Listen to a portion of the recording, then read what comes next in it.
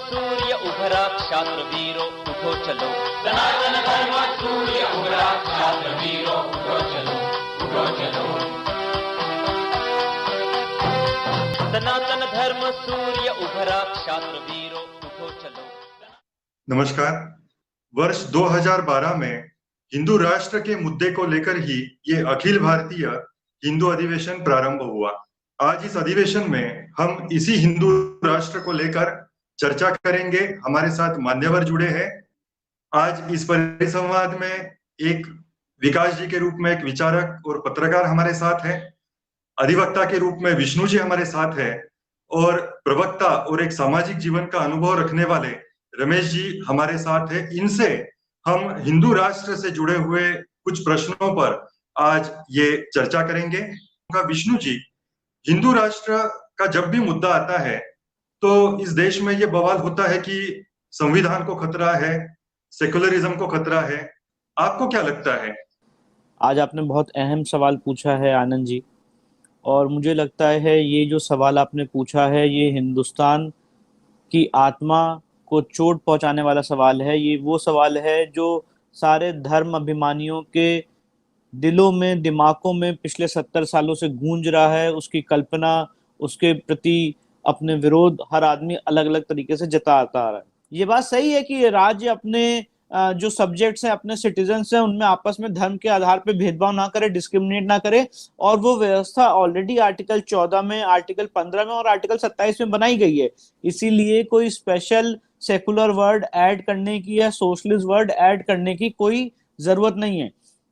आप कहते हैं कि हम सोशलिस्ट राज्य, हम समाजवाद के प्रिंसिपल पे चलेंगे। अब ये कैसा समाजवाद का प्रिंसिपल है जहां पे सारे, आप आजकल देख रहे होंगे कि सारे जितनी गवर्नमेंट कंपनीज हैं वो खत्म हो रही हैं और सारी चीजें प्राइवेटाइज हो रही हैं। तो कहीं ना कहीं ये समाजवाद के कंसेप्ट का उल्लंघन नहीं है। उसकी मूल कारण ही यही है कि समाजवाद और सेकुलर वर्ड संविधान की मूल प्रस्तावना में नहीं रह सकता था, क्योंकि एक पॉलिटिकल थॉट है। और जब 1976 में अमेंडमेंट लाया गया तब जितने विपक्ष के नेता थे वो जेल में थे। इस पे कोई डिस्कशन, कोई डिबेट हुई नहीं। और सबसे इंपॉर्टेंट बात यह है, हमने अपने पिटीशन में जो मूलभूत रूप से कहा है कि लोग कभी सेकुलर नहीं होते हैं, सरकारें सेकुलर होती हैं। तो संविधान में सेकुलर वर्ड 1976 में ऐड किया गया है। और जो सेक्शन 29A के तहत मैंडेटरी डिक्लेरेशन मांगा जाता है, उसके तहत आप मुझे बाउंड करते हैं कि मैं कहूं कि नहीं, सारे धर्म बराबर हैं और मैं कोई भी राजनीतिक दल बनाऊंगा तो मैं सेकुलरिज्म की आइडियोलॉजी को बिलीव करूंगा। अब आप देखिए इस कानून का और इस सारी व्यवस्था का मखौल कैसे उड़ता है। अकबरुद्दीन ओवैसी की पार्टी AIMIM की पार्टी का आप अगर मेमोरेंडम और मैनिफेस्टो और उसका संविधान पढ़ेंगे, AIMIM की पार्टी का संविधान, उसमें मूल रूप से ये लिखा है कि ये पार्टी सिर्फ और सिर्फ मुसलमानों के बेनिफिट के लिए बनी है। ये पार्टी सिर्फ और सिर्फ मुसलमानों को यूनाइट करेगी, उनके अपलिफ्टमेंट के लिए काम करेगी और कुछ भी नहीं। और जब सेक्शन 29A आया रिप्रेजेंटेशन ऑफ पीपल एक्ट में 1989 में, उन्होंने भी डिक्लेरेशन दे दिया। तो ये डिक्लेरेशन तो सिर्फ एक मियर फॉर्मेलिटी है कि आपने डिक्लेरेशन दे दिया, पर आप धर्म के आधार पर वोट मांगते रहेंगे। जी विष्णु जी, बिल्कुल आपने ये जो बताया कि सेकुलरिज्म शब्द का कहीं ना कहीं हिंदुओं के साथ दूजा भाव इस शब्द के कारण हो रहा है। तो इसी को लेकर मैं अब विकास सरस्वत जी के पास जाऊंगा। विकास जी, आप हिंदुओं को समान अधिकार मिले इसके लिए प्रयास करते हैं। अब समान अधिकार देना ये तो व्यवस्था का काम है, तो कुछ बिंदु यहाँ पे विष्णु जी ने रखे। तो आप वर्तमान व्यवस्था में क्या देखते हैं? हिंदुओं के साथ क्या सौतेला व्यवहार हो रहा है और क्यों हिंदू राष्ट्र जरूरी है? आप क्या बताएंगे? इस देश के अंदर जो सेक्युलरिज्म हमें परोसा गया है, जिसकी परिभाषा हम कभी तो धर्म निरपेक्ष या कभी धर्म सापेक्ष के रूप में करते हैं, यह व्यवस्था, ये राजसत्ता दोनों में से ही किसी भी बिंदु पर फिट नहीं बैठती है। ये दोनों ही बिंदुओं पर जस्टिफाई नहीं होती है। ना तो ये एक धर्म सापेक्ष व्यवस्था है, क्योंकि हम देखते हैं कि कुछ धर्मों को विशेष प्रावधान मिले हुए हैं। मुस्लिम या ईसाई समुदाय के लोग अपने स्कूलों को निर्बाध रूप से चला सकते हैं, उन्हें कहीं किसी प्रकार की समस्या नहीं है। लेकिन हिंदू अपने स्कूलों में ना अपने मन से टीचर्स की भर्ती कर सकता है, ना अपने बच्चों को जो जिस प्रकार की शिक्षा वो देना चाहता है वो दे सकता है। हम हिंदू अपने मंदिरों पर अपने तरीके से कंट्रोल नहीं रख सकते हैं। हमने देखा है करीब 40-50 हजार मंदिरों पर, हिंदुओं के मंदिरों पर सरकारी कब्जे हैं। तो सारे ही देश अपनी ऐतिहासिक पृष्ठभूमि से अपने लिए गौरव के बिंदु ढूंढ रहे हैं। भारत एक अनोखा देश है जहां कोई भी सांस्कृतिक पहचान की बात यदि आप करें तो वहां आपको तुरंत आपका मुंह बंद करा दिया जाता है। आप इसको हिंदू राष्ट्र कहें या सांस्कृतिक राष्ट्र कहें, आपको एक ऐसी पहचान जरूर चाहिए कि जो आज के भारतीयों को कोई अपना गौरव का बिंदु दे सके, कोई गौरवशाली इतिहास की याद दिला सके। उसके बिना हिंदुस्तान छोड़िए कोई भी देश नहीं बन पाता है। रमेश जी से मैं पूछना चाहूंगा कि स्वतंत्र वीर सावरकर जी हो, आदरणीय हेडगेवार जी हो, इन्होंने भी हिंदू राष्ट्र की बात कही और आज हिंदू जन जागृति समिति भी ये बात रख रही है। तो क्या है हिंदू राष्ट्र की संकल्पना? हिंदू राष्ट्र की संकल्पना के बारे में यदि हम देखते हैं तो स्वतंत्र वीर सावरकर जी की संकल्पना थी या हेडगेवार जी की जो संकल्पना थी वो भारत की स्वतंत्रता से पहले की थी, क्योंकि उस समय पे मुसलमान जो थे वो मुस्लिम लीग के द्वारा वो मुस्लिम राष्ट्र की यानी पाकिस्तान की मांग कर रहे थे। तो ऐसे परिस्थिति में हिंदू राष्ट्र की मांग करना ही अनिवार्य हो गया था। हिंदू राष्ट्र की संकल्पना का सबसे बड़ा उदाहरण राम राज्य का है। अब हम जो परिचित काल में हैं तो यहाँ पर छत्रपति शिवाजी महाराज का हिंदवी स्वराज्य ये सबसे बड़ा हिंदू राष्ट्र का उदाहरण है। तो हिंदू राष्ट्र की संकल्पना में हम देखेंगे तो वहां पर हिंदुत्व जब आता है तो वो वसुधैव कुटुंबकम आता है। वसुधैव कुटुंबकम के आगे जाएंगे तो सर्वेपि सुखिना संतु सर्वे संतु निरामया, सबकी बात आती है। विश्व में जितने सारे लोग हैं उनकी सबकी बात आती है। और हम उसके आगे जाकर के देखेंगे तो हमारी संकल्पना में विश्व शांति की संकल्पना है। हमारे यहाँ यज्ञ होते विश्व शांति के होते हैं, हिंदू शांति के लिए होते ही नहीं है। ऐसे हिंदू राष्ट्र की संकल्पना ये हिंदू जन जागृति समिति करती है। इस संकल्पना को जो हमारे प्रेरणा स्रोत है परात्पर गुरु डॉक्टर जयंत आठवले जी, उन्होंने स्पष्ट किया है। इसके लिए ईश्वर राज्य की स्थापना यह ग्रंथ भी उन्होंने लिखा है। हिंदू जन जागृति समिति के करीब 3 ग्रंथ उपलब्ध है जिसके अंदर हिंदू राष्ट्र क्या है, क्यों आवश्यक है, हिंदू राष्ट्र की दिशा क्या है और हिंदू राष्ट्र के बारे में जो आक्षेप लिए जाते हैं उनका खंडन भी किया है। तो इसमें वास्तविकता में सब बातों को स्पष्ट किया गया है। लेकिन अंतिमता मैं इतना ही कहूंगा इसमें कि आज हमारे देश में सेक्युलरवाद में, हमारे सेक्युलर कॉन्स्टिट्यूशन में जहां पर जस्टिस और इक्वालिटी को प्रियम्बल में रखा गया है, वहां पर हम देख रहे हैं कि आज भारत में हज यात्रा को अनुदान दिया जाता है। अब आंध्र प्रदेश जैसा राज्य जो है वो जेरूसलम जाने के लिए अनुदान दे रहा है, लेकिन हमारे देश में मानसरोवर जाना है हिंदुओं को तो अनुदान नहीं है, हम चाहते भी नहीं।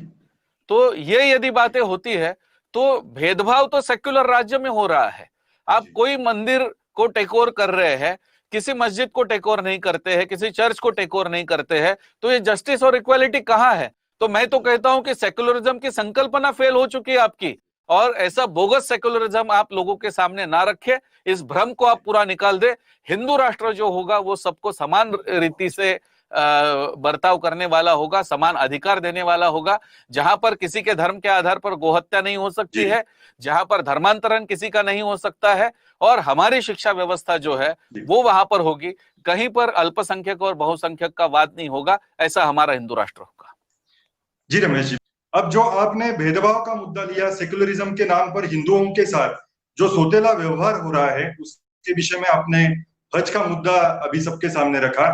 इसी से जुड़ा हुआ प्रश्न मैं विकास जी को पूछूंगा कि जब हज के लिए अनुदान दिया जाता है तो इस देश में किसी को आपत्ति नहीं होती है, लेकिन प्रभु श्री रामचंद्र जी के मंदिर के भूमि पूजन के लिए जब इस देश के प्रधानमंत्री जाने का विचार होता है, जाने का निर्णय होता है, तो इस देश में उसका विरोध किया जाता है। अब सर्वोच्च न्यायालय ने अनुमति जिस राम मंदिर को दी है, ऐसा होने के बाद भी ये विरोध होता है, तो क्या यह दोगला व्यवहार ही हिंदू राष्ट्र की अपरिहार्यता स्पष्ट नहीं कर रहा है? आपको क्या लगता है? आपने बात बिल्कुल सही कही है। ये प्रश्न कभी भी हर साल तब क्यों नहीं उठता है जब राष्ट्रपति भवन से लेके प्रधानमंत्री भवन तक इफ्तार पार्टियां दी जाती हैं? तो ये दोगलापन तो हम लोग देखते ही आए हैं। और जितना धर्मनिरपेक्षता हमारे बुद्धिजीवियों की है वो सिर्फ हिंदुओं के लिए है। कोई भी हिंदू कार्यक्रम होगा उस पर रोक लगाने के लिए ही है। और ये आज से नहीं है, ये सोमनाथ मंदिर के समय से हमने देखी है कि नेहरू जी ने उसमें पार्टिसिपेट करने से मना किया था।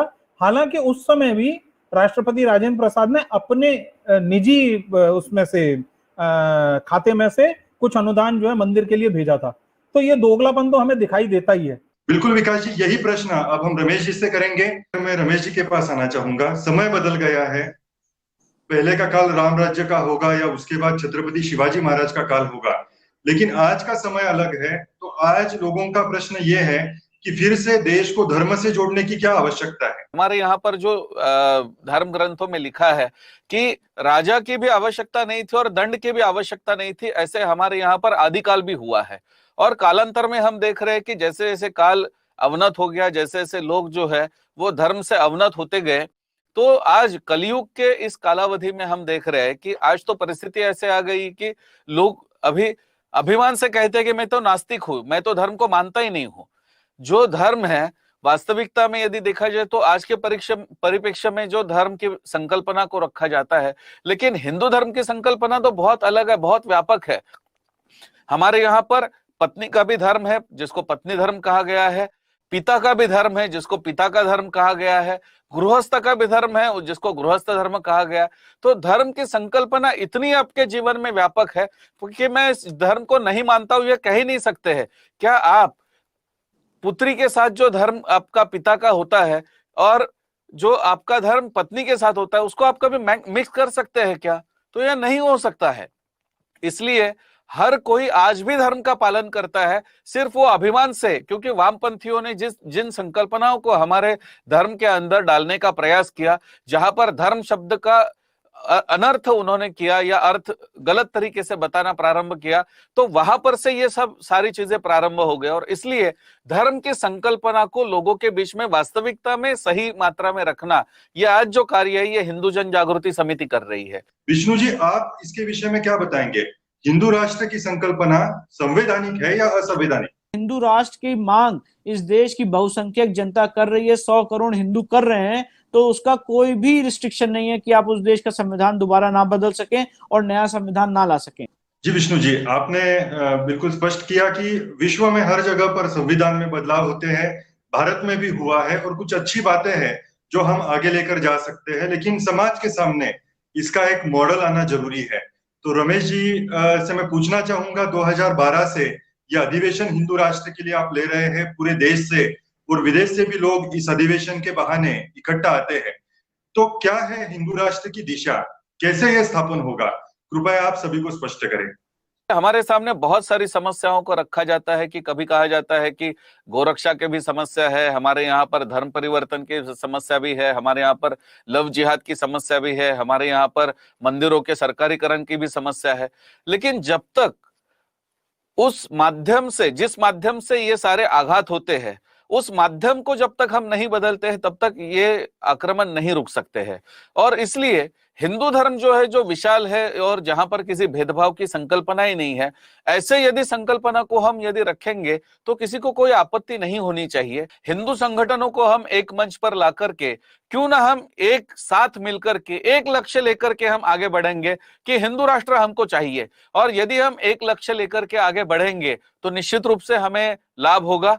और जो संतों ने इस बात को रखा है कि भविष्य में 2023 के बाद परिस्थिति पूरे विश्व में बदलने वाली है, और आज हम देख रहे हैं इवन हिंदू जन जागृति समिति के प्रेरणा स्रोत परात्पर गुरु डॉक्टर जयंत आठवले जी ये कई वर्षों से कह रहे हैं कि भविष्य में ये आपत्ति जो हम देख रहे हैं ये बढ़ने वाली है। और आज हम कोरोना की आपत्ति को देख रहे हैं कि आज जितना सारा विकास की हम बात कर रहे थे, जितनी सारी हम आधुनिकता की बात कर रहे थे, जितने सारे विज्ञान की बात कर रही थी, ये सारी खोखली हो चुकी है। वास्तविकता में इन बातों के आधार पर यदि हम कहेंगे तो जो ऋषि मुनियों ने कहा है कि 2023 के बाद विश्व में पूरी उलट पुलट होने वाली है और उसके बाद जो रचना हिंदू राष्ट्र की है वो प्रारंभ होगी, तो निश्चित रूप से ये होने वाला है।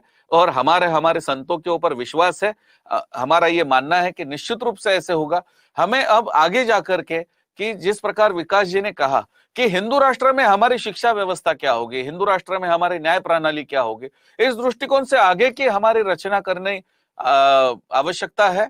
हम और अच्छी बातें क्या कर सकते हैं, आज जी। जिस संविधान में हमने 124 अमेंडमेंट्स किए हैं, मूल संविधान तो कहाँ रहे ही नहीं।